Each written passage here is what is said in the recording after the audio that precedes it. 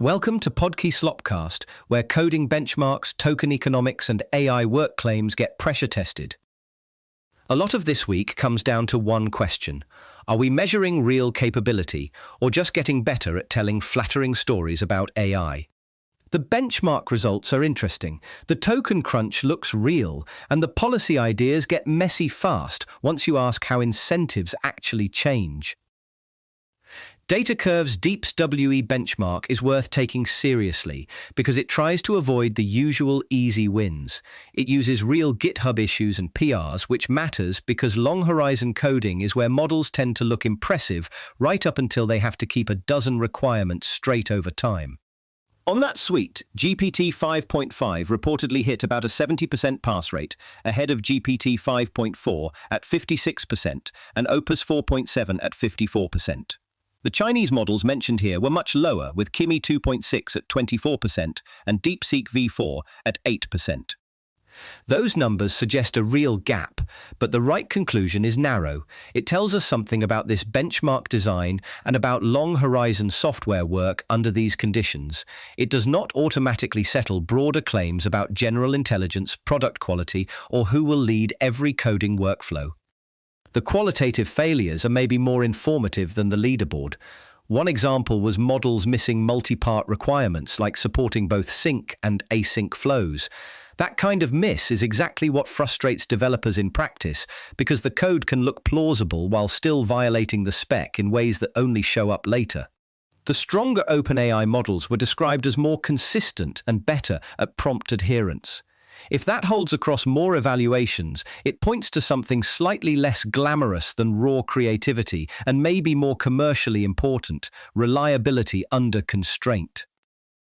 The most interesting pattern in the benchmark is that top models generated and ran their own test suites in more than 80% of cases, and that behavior tracked with higher pass rates. That sounds obvious at first. Of course, writing tests helps, but the claim here is stronger than that. Self-verification may be an orthogonal capability lever, not just a side effect of already being good at coding. In plain terms, a model that checks its work can catch multi-step logic failures before the user does. That reduces long-horizon brittleness, which is one of the main reasons agentic coding still breaks in annoying, expensive ways. The evidence is suggestive, not conclusive. Correlation is not proof of causation. A stronger model may simply be more likely to know that testing is a good idea. Still, the gap in verification rates between top and weak models is large enough that it probably reflects something real and usable. If that's right, then benchmark builders and product teams may need to separate raw generation from verification behavior when they evaluate models. A model that writes decent code but never meaningfully checks it is a very different tool from one that can detect and repair its own mistakes. The industry story is shifting from subsidized abundance to metered scarcity. A lot of prosumers who were casually burning through tokens under generous plans are now facing pay-per-use pricing, and some are reportedly spending $5,000 to $10,000. That makes the token economy feel less like a background technical detail and more like a real operating constraint. OpenAI's reported run rate was around $30 billion and Anthropic's around $45 billion, with Inference and token consumption doing much of the revenue work.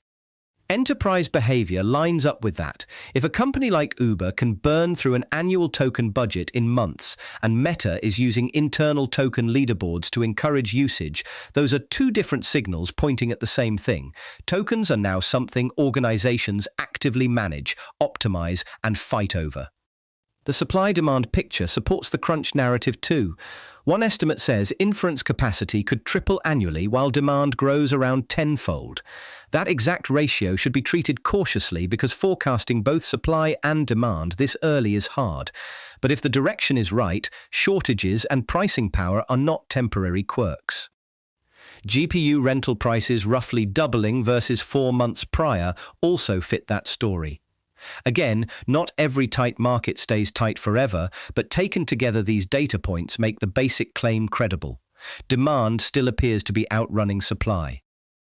Second-order effect. When tokens get expensive, model quality is no longer the only competition. token efficiency becomes product quality. That helps explain why GPT 5.5, using about half the tokens and roughly one-third the cost of Opus 4.7 on Deep's WE, is strategically important, not just financially convenient. The funding market seems to have internalized this.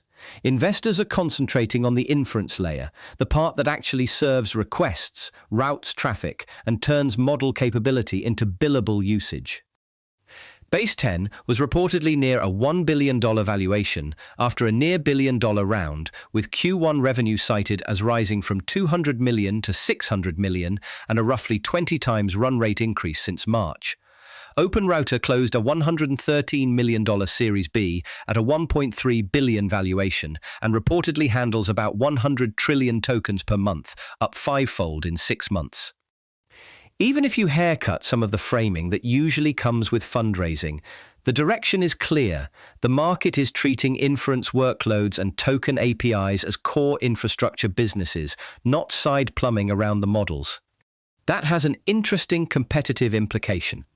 If the bottleneck is increasingly in serving, routing, and paying for inference, then the winners may not just be whoever has the smartest base model, they may be whoever gives developers the cheapest, fastest, most controllable path from prompt to production. The phrase agent debt is useful because it makes a vague problem concrete. It means the technical debt that shows up when teams rush agents into production with stale prompts, overlapping tools, brittle state, and very little monitoring. This is believable because it matches what long-running agent systems usually do under pressure. They work just well enough to get adopted, then slowly drift into hidden failure modes that nobody sees until quality drops or costs spike. A relative slowdown window, if that's what this moment is, may actually be productive. It gives teams room to standardize tool interfaces, refactor prompts, and build monitoring around long-running pipelines. The consulting angle from firms, including OpenAI and Anthropic, also makes sense. Enterprises do not just need better models, they need inventories of where agents are deployed, how they fail, and what controls keep them maintainable. That may sound less exciting than frontier demos, but it's closer to how technology becomes durable. Hype builds adoption. Maintenance determines whether the adoption survives. Every summer since 2023, there's been some version of the AI slowdown story. Novelty fades, people talk about pre-training limits, failed pilots get attention, and the mood swings from inevitability to doubt. So far, that pattern has not meant progress stopped. It has usually meant the easy narratives stopped fitting cleanly. Then, a new wave of models or agents arrives and resets expectations again. The jobs discussion seems to be maturing in a similar way. Sam Altman has softened more apocalyptic claims. Goldman Sachs CEO estimated roughly 16% of entry-level tasks already automated, but framed the outcome more as a productivity and job mix shift than mass unemployment. That still leaves real disruption. Automating entry-level tasks can weaken traditional training ladders, even if total employment does not collapse. So the important question is no longer simply whether jobs disappear. It is which tasks disappear, who loses bargaining power, and whether new pathways open fast enough to compensate. That is a better conversation than broad frontier rhetoric, because it forces claims onto operational ground. One practical signal from developers is that IDE-centric agent installs appear to have plateaued, while terminal and CLI tools are growing fast. The example here is Codex's CLI reportedly jumping from around 100,000 to 1.5 million daily installs. If that trend is real, it suggests developers prefer lighter, more composable workflows that fit into shells and CI rather than heavier in-ID agents. Cost likely matters.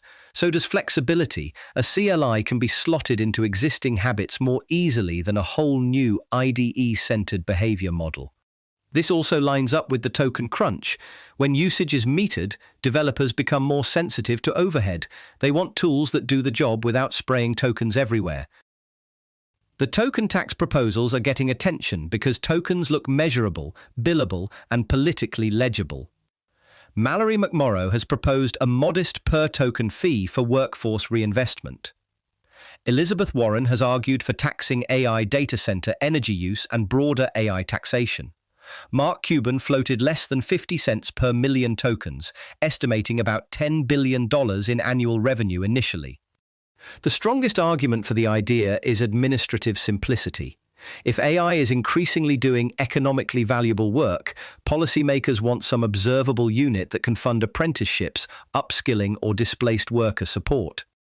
The problem is that tokens are a noisy proxy for value. 1 million tokens of spam and 1 million tokens of high-value legal analysis are economically very different.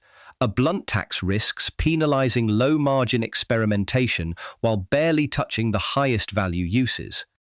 There's also a moving target problem.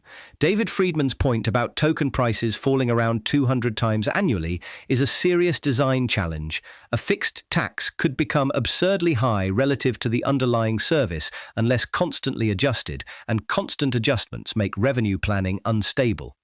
Brookings' two-stage framework seems more grounded in the labor transition phase, tax final AI consumption, rather than intermediate tokens. In a later economy where autonomous systems might function more like productive capital, rethink taxes around capital or production instead. The market risks are pretty clear. A token tax could push firms toward only the safest high ROI experiments, entrench incumbents who can self-host or negotiate discounts, and encourage geographic arbitrage if inference can be routed overseas. So the intuition behind taxing productive AI capacity is understandable. The hard part is choosing a tax base that matches economic reality closely enough not to distort the ecosystem you're trying to govern. That's the thread running through all of this. Verification matters, tokens matter, and maintenance matters more than the slogans do. Thanks for listening to Podkey Slopcast.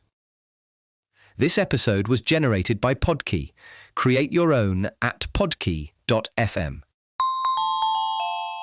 Podkey.